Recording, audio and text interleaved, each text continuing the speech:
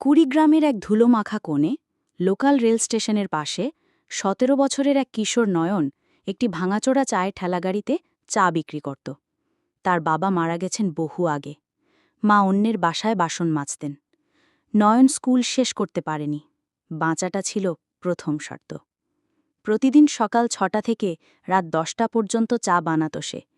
কিন্তু অন্যদের মতো শুধু চা বানাচ্ছিল না, সে শিখছিল। সে শুনত যাত্রীরা কিভাবে ব্যবসা নিয়ে কথা বলছে, দোকানদাররা কিভাবে টাকা গুনছে, হকাররা কিভাবে পণ্যের দাম চিৎকার করে বলছে। এবং একদিন তার মাথায় একটা আইডিয়া এলো, মানুষ শুধু স্টেশনে এসে চা খায় কেন, যদি চা মানুষের কাছে পৌঁছে যায়।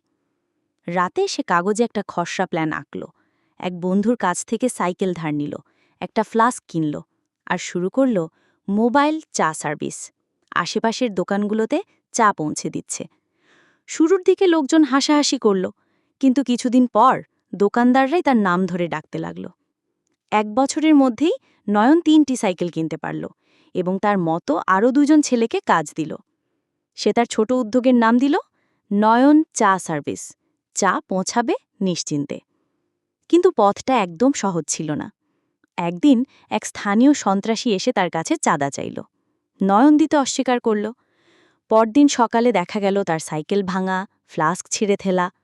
নয়ন স্টেশনের বেঞ্চে বসেছিল, নিঃস্ব, ভেঙে পড়া, হাল ছেড়ে দিতে চাইল। কিন্তু তখন মা বললেন, তুই অন্যদের মতো হলে তোর স্বপ্ন কেন, উঠে দাঁড়া মা, আমি তোর পাশে আছি।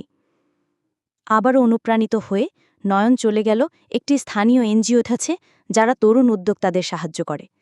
সেখান থেকে সে একটা ছোট অনুদান পেল, সাথে শিখল ডিজিটাল পেমেন্ট, ব্যবসার বেসিক নিয়ম। সে তার সার্ভিস আপগ্রেড করল, একটা ফেসবুক পেজ খুলল, কিউআর পেমেন্ট চালু করল, ইউনিফর্ম পরা শুরু করল, কম্বো স্ন্যাক্স অফার দিল। ৩ বছরের মধ্যে নয়ন চা হয়ে গেল একটি রেজিস্টারকৃত এসএমই ব্যবসা, যা এখন ৫টি জেলায় চা সরবরাহ করে। তার আছে ৪০ জনের বেশি ডেলিভারি বয়, যাদের অনেকেই একসময় পথশিশু ছিল।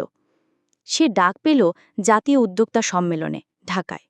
শত শত মানুষের সামনে মাইক্রোফোন হাতে সে বলল, আমি শুধু চা বিক্রি করিনি, আমি বিশ্বাস বিক্রি করেছি। আমিও একদিন কাস্টমার ছিলাম, আজ উদ্যোক্তা। এখন নয়ন গ্রামের তরুণদের ট্রেনিং দেয় কিভাবে স্থানীয় আইডিয়া দিয়ে ছোট ব্যবসা শুরু করা যায়।